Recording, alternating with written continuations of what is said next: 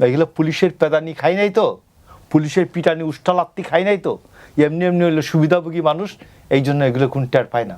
আসিফ নজরুলকে আমরা 40 বছর ধরে চিনি, তো এমনি তার বিচিত্রাতে একবারে 80-র দশকে বিচিত্রায় তার কভার স্টোরি লেখা এই সবগুলো গুণ আছে। তারপর উভয় দিকে রাজনীতি করার তার অভিজ্ঞতা আছে, ঘাদানিকের সাথে কাজ করার অভিজ্ঞতা আছে, জাহানার ইমামের সাথে। তারপরে আবার এই যে গত 17 বছর স্বৈরাচার বিরোধী আন্দোলনের সময় বেগম খালেদা জিয়ার সম্পর্কে ঢাকা বিশ্ববিদ্যালয়ের কাউকে আমরা, নিরপেক্ষ কাউকে আমরা বক্তৃতা করার জন্য না পেলেও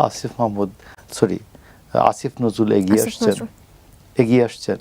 তারপর ওই যে ছেলেদেরকে শাহবাগ থানায় অ্যারেস্ট করে নিয়ে যাওয়ার পরে উনি গিয়েছেন, থানা পর্যন্ত তো গিয়েছেন, ডিবি অফিসের গেইটে আসছেন এই এদেরকেই ছাড়িয়ে নেবার জন্য। এই কি বলে আমাদের আমি একটা বলছি না, এখন যে তার এখানে বদলি হয়েছে, বদলি তো স্বাভাবিক প্রক্রিয়া, বদলি হয়েছে, বদলি হলেই যে দুর্নীতি হবে এমন কোনো কথা নেই। তবে যাহা রটে সেই ক্ষেত্রে কি রটছে, যাহা রটছে তার মধ্যে কি বটে আছে এটা দেখা যেতে পারে।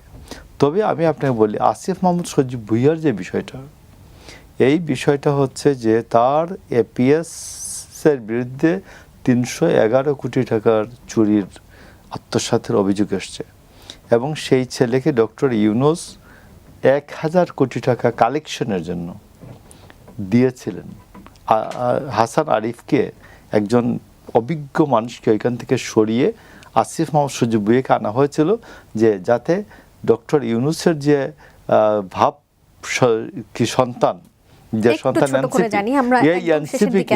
এই এনসিপিকে 1000 কোটি টাকা সাপ্লাই করার জন্য এইটা এখানে দেওয়া হয়েছিল।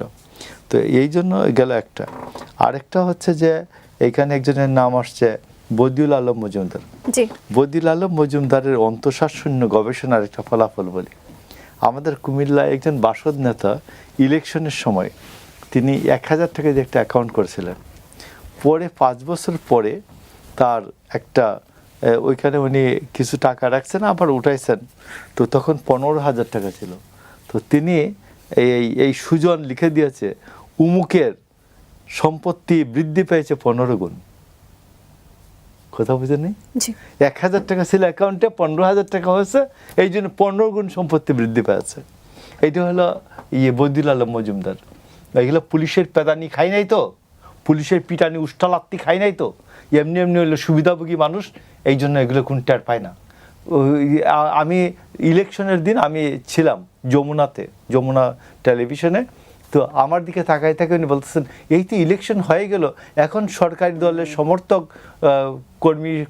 নেতাকর্মীদের হু করে সম্পত্তি বেড়ে যাবে। তাই বলছে আপনি বসেন, শুনে যান।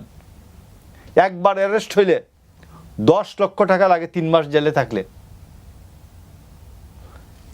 ডিবি এই 12 ফুট বাই 12 ফুট ইয়াতে গড়াতে 30-35 জন থাকলেও ওই জায়গাতে রাতে যে পিটাবেন আপনাকে, এই জন্য 25,000 টাকা প্রতি রাতে দিতে হয়।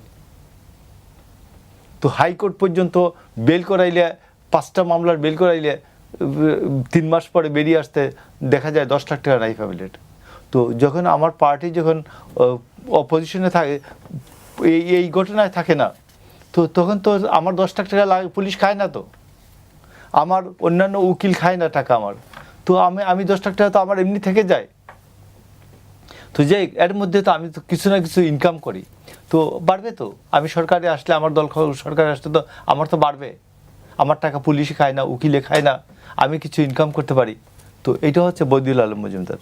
আর আমার ভাইয়ের যেটা বললেন, মুক্তিযুদ্ধ চেতনা অতিরিক্ত বিক্রি করলে, যেমন সে ধরুন খুব অতিরিক্ত বিক্রি করলে এটার ফলাফল যা হয়, শেখ হাসিনার ক্ষেত্রে তাই হয়েছে। এটারে মনে হয় একটা যেটা একবার বেচার কথা, এটা 100 বার বিক্রি করা হয়েছে, এই জন্য এটা গিয়ে হয়েছে আর কি। এর মধ্যে কিছু সঠিক হয়েছে, কিছু বেঠিক হয়েছে। তো এই জন্য আমি মনে করি যে বাংলাদেশের যে বর্তমান গভর্নমেন্ট, জনসমর্থিত সরকার, তারেক রহমানের সরকার, এটা তারা দেখবেন সঠিকভাবে। মুক্তিযুদ্ধের ভাস্কর্য যেগুলি প্রতিস্থাপিত হওয়া দরকার আমি মনে করি সেগুলো প্রতিস্থাপন করবেন, আর যেগুলো প্রতিস্থাপনের দরকার নাই সেগুলোর ভাগ্যে যা ছিল তাই হচ্ছে।